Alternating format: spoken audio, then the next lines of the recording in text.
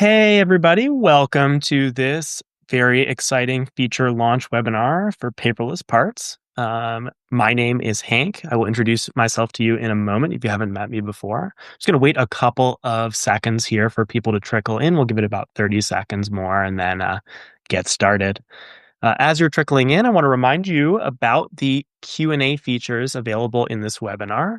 I believe you can leave questions in that area, and I would encourage you to do so while I am presenting so that at the end, I can come through and answer all your wonderful questions.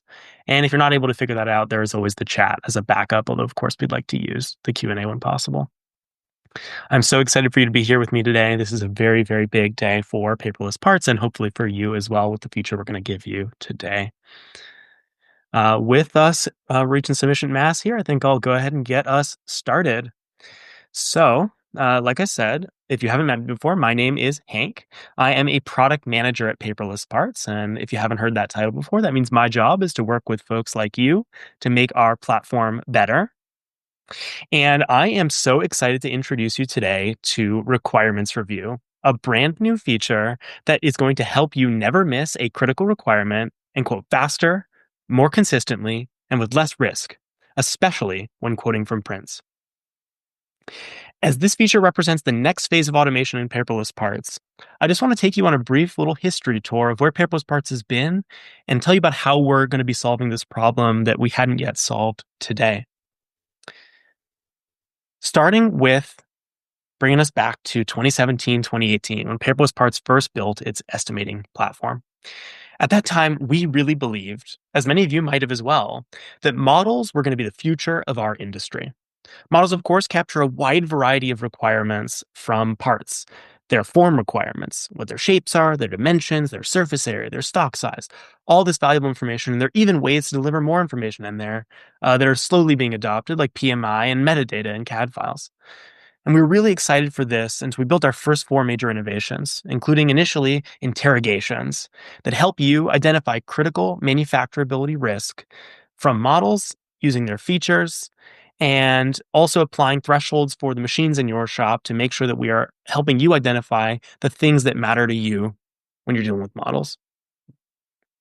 We then capitalized on that with P3L, a powerful pricing language that allows us to take all of that data out of models and map it to the way that you cost and price parts, taking all of the value in that geometry and using your formulas so we can best make estimating work like how you think. And we continued out from there, recognizing that some of the biggest and best shops are quoting assemblies. And so we built out tooling to quote not only single parts with P3L, but also quote across assemblies, looking at all their different components and looking at purchase components as well. And then through 2022, we continued that by exploring more process-specific automation, including nesting that allows sheet metal shops to quickly build out their estimates of material from the combinations of parts on sheets as a pattern, as they would in production. But of course, we're really leaving something critical out here that you all know about, and that is prints. Prints, of course, frequently come alongside models, often come instead of models from your customers. And they are capturing all of the requirements of parts as much as can be communicated on one document, like materials, finishes, specifications, tolerances, and much more. And of course, with all of our work on models, we left out this key piece of value for you where a lot of your information is coming from. And while you could certainly view those in paperless parts, you couldn't necessarily take advantage of them in your actual work. And so at this point, we realized that we needed to push into this space to help you get more done here. Recognizing that prints contain the answers to hundreds of critical questions at once. Between setting up parts, disqualifying parts, the parts that you wouldn't necessarily make at your shop or that you would elect to outsource, between requirements that help you build out the router or actually cost out your particular part. And so we started with a focus on setting up your parts. In 2024, we shipped Quote Setup, a set of functionality that across many different domains help you speed up getting work into paperless parts, be that with email forwarding and the AI that delivers information out of that, and especially with our first taste of print automation, identifying key fields in your print's title block, like part number, revision, and description, and suggesting those to you in the viewer or in the quote to help you speed up getting your parts set up in the platform and eliminate mundane data entry, right? This is starting the theme of using the information in your documents, showing you where we found what we found, and inviting you to go a little bit faster with the help of AI. This is our first taste of AI in paperless parts. And we were so excited by how this went that we continued this with the introduction of our Wingman branding later that year, where we also introduced extractions of new critical information from prints, like material, specifications, process keywords, and threads that are intended to just give you a little bit more of that information that you need to set up your part and start to understand the factors that might influence cost, finding those things for you on prints to save you time and eliminate some risk by identifying things you otherwise might miss. Once again, early this year, we then shipped our next major step change in automation using AI from prints with the Bomb Builder powered by Wingman. The Bomb Builder, of course, allows you to build out massive assemblies right in paperless parts in a spreadsheet-like interface. And Wingman's part in it identifies prints with tables in them, identifies and extracts the bombs from those tables when appropriate, and then helps you fill that information with suggestions or automation right into the Bomb Builder, helping you again work even faster through some of the biggest quote packages powered by AI and powered by your customer prints. And so that's why I am so excited today to introduce the next major step change in automation in paperless parts with requirements review, a feature that will help deliver across all of these different areas. By extracting critical information from prints like GD&T and callouts and helping you map them to rules that match your shop's thresholds so you can take those complex requirements from prints and more quickly drive consistent, actionable automation off of them. This feature will help ensure that you never miss a critical requirement again. Never waste time quoting something that you shouldn't, right? Think about how much time you spend going through quote packages only to realize later on that there was something in there that your shop just would never deal with. Meanwhile, you're halfway through a big line item. Will help you work faster than ever before, especially when working from prints.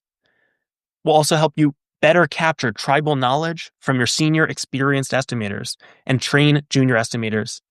And finally, this feature will help you streamline your shop's collaboration process.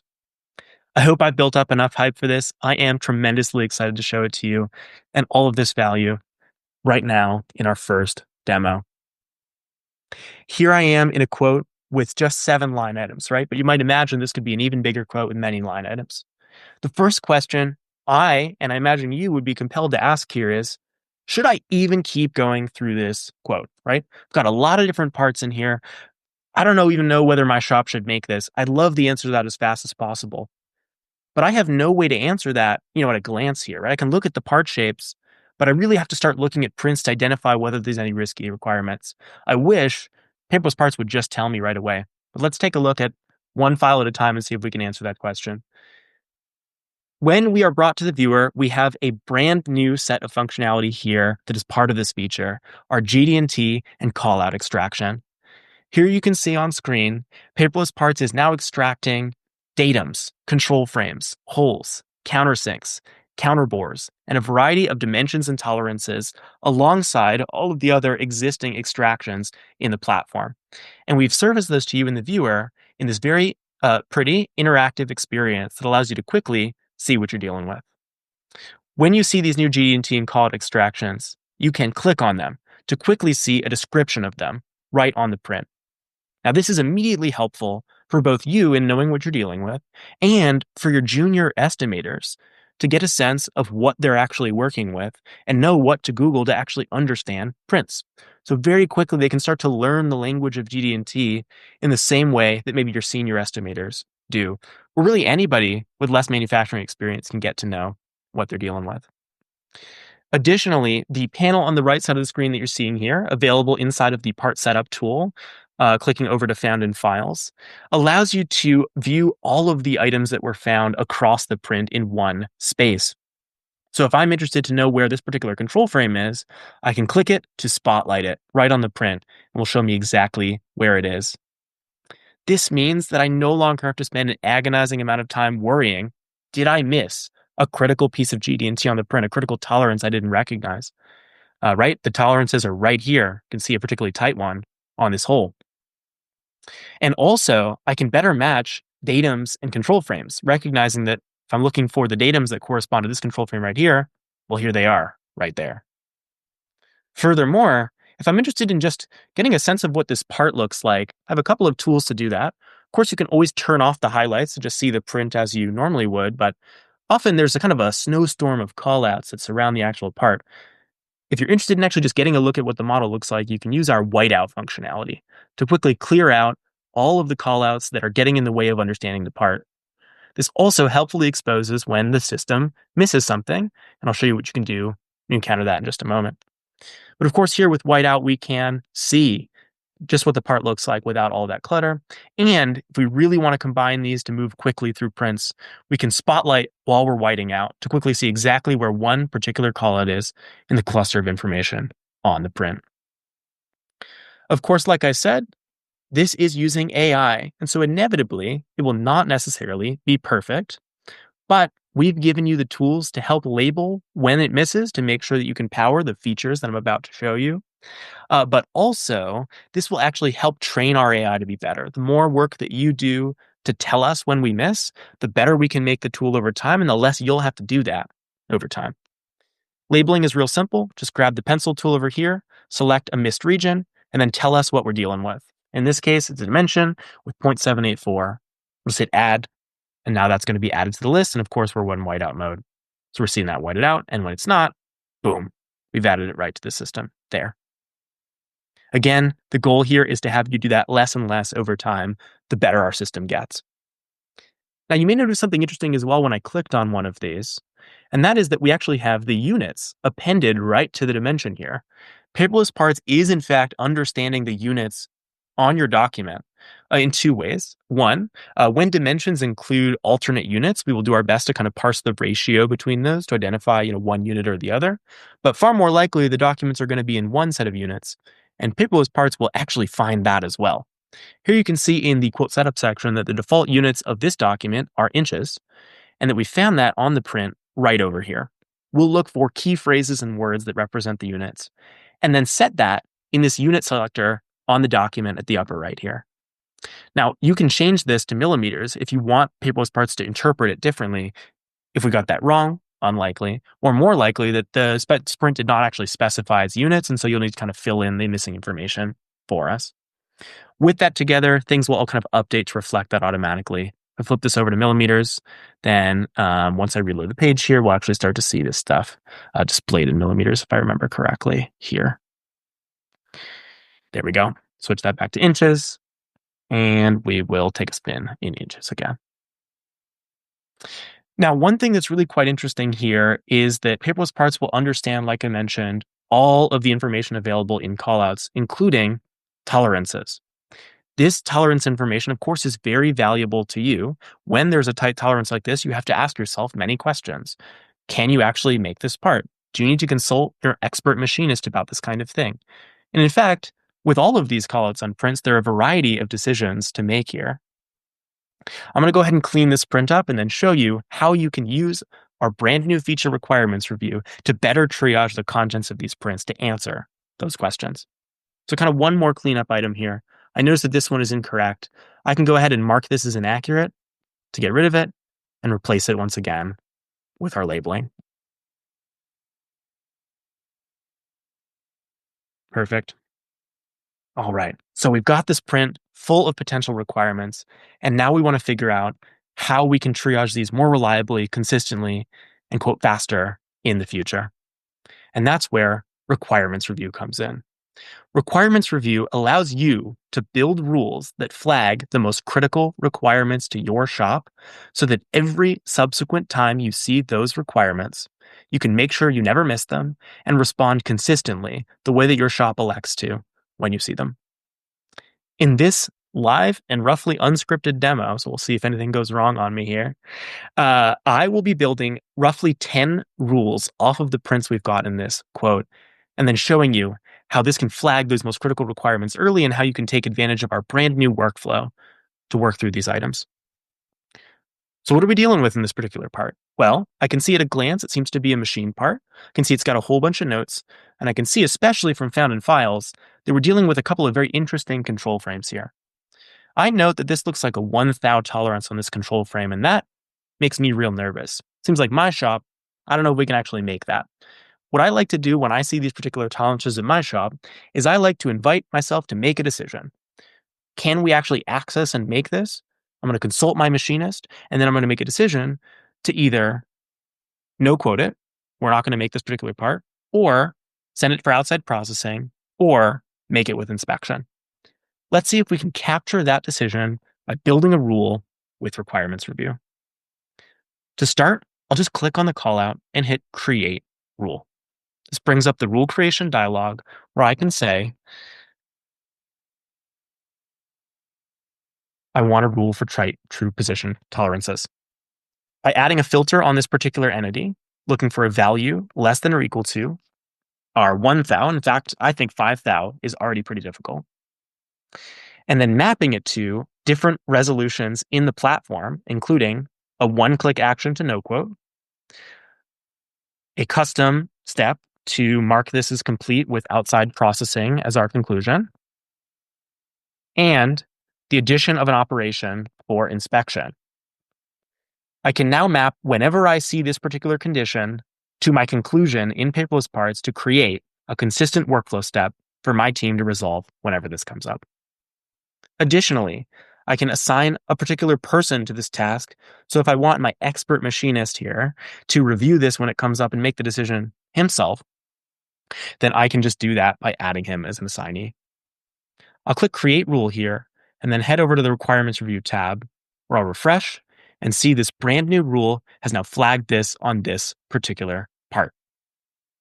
This means every subsequent time that a part with a tight true position tolerance comes in through the platform, that will be flagged to me and anybody working through quotes with this particular rule, and they'll be invited to make a decision between no quoting, outside processing, and inspection.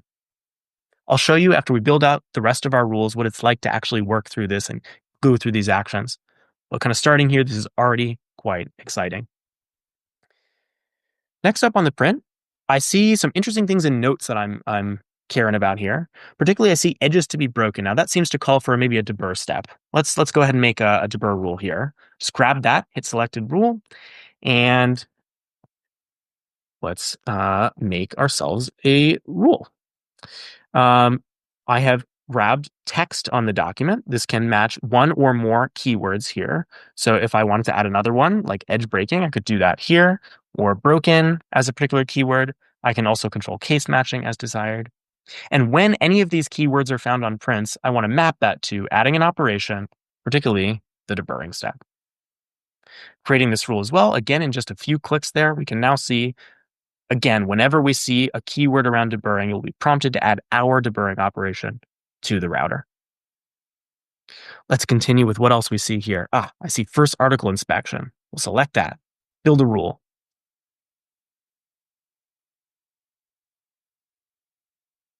And make sure that every time we see this, we again add the appropriate inspection step. If I had a first article here, I would add that as well. Boom. Already in just a few seconds here, we've built out rules to flag a couple of critical requirements here, and yet there's even more to do.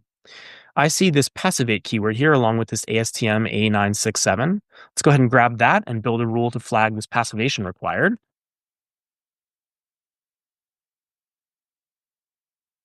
Note that while our drawing author here seems to have misspelled the word passivate, this is actually kind of an interesting case where inevitably this will happen in real life. And so you can cover for that by adding multiple keywords here.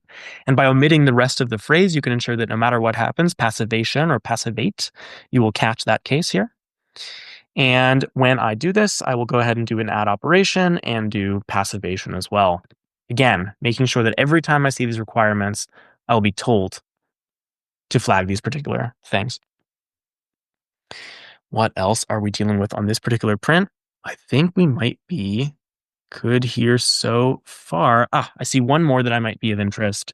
This is our circularity control frame. Of course, if I didn't know what that is, I could see right here. And let's create a rule around that as well.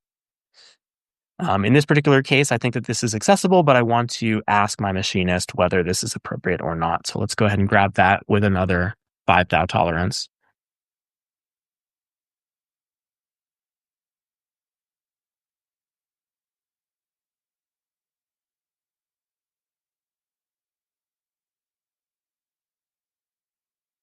I can create the decision for my machinist as well to come in here and do that again. In just a few moments, we've built out 5 brand new rules to catch a whole bunch of critical requirements from this print. And the cool thing is, because I've done this, I can now see this pop up in every subsequent part that this is relevant to. Heading into my other line items here, you can start to see the other rules have popped up. This particular part has this. And if I head back to my quote, you can see that we're starting to accumulate findings across all of the different parts in this quote that we are working with. Heading into each of our items, we'll sometimes need to refresh to make sure they catch up with the latest rules so we keep our things live. And we can see that these findings are shared across all of these different parts. This means with a fleet of rules built, the minute you upload parts to paperless parts, you will see in our quote level summary view all of those critical requirements that matter to your shop right away surfaced at this top level. Now, that is not all, right? I just showed you building rules from prints, but there are a variety of other possibilities that you can employ here, including driving rules from model data and from a variety of quote and other data. Let's build out a few rules for this particular part down here that might be relevant in that case. Now, I see this particular part is a relatively small part, but let's say for fun that part is too big for our shop to make. Let's see if we can create a rule that best captures that no matter what data we're dealing with here. I'm going to create a rule. I'm going to go into signals where I have a rich space to explore this, right? So you saw me building this from prints before, but you can actually dive in and see all of the possible things that you can pull from in the rule builder as well. And in this case, I'm going to head into part and grab the maximum dimension greater than or equal to, let's call it 2 inches. If I see something greater than 2 inches, for whatever reason I've decided that's too big for my shop, I want to flag it. Of course, not a realistic threshold. Now, this is going to grab a couple of things. First, when I have a model, it'll grab the dimensions auto-populated by that model. It's fantastic. It'll also fill in the dimensions that I type in manually when I'm building out from a print. But of course, the prints also contain access to some of those dimensions. So a clever thing you can do with this tool is use our logical grouping to make more conditions stack. In this example, I'm going to add a second condition for when the print's largest dimension is greater than that as well. So if I go here and I go lengths and I look for the longest dimension and I set a threshold for greater than or equal to 2, I can now ensure that this rule will catch models and prints at the same time, ensuring that I always catch parts that are too big for my machines.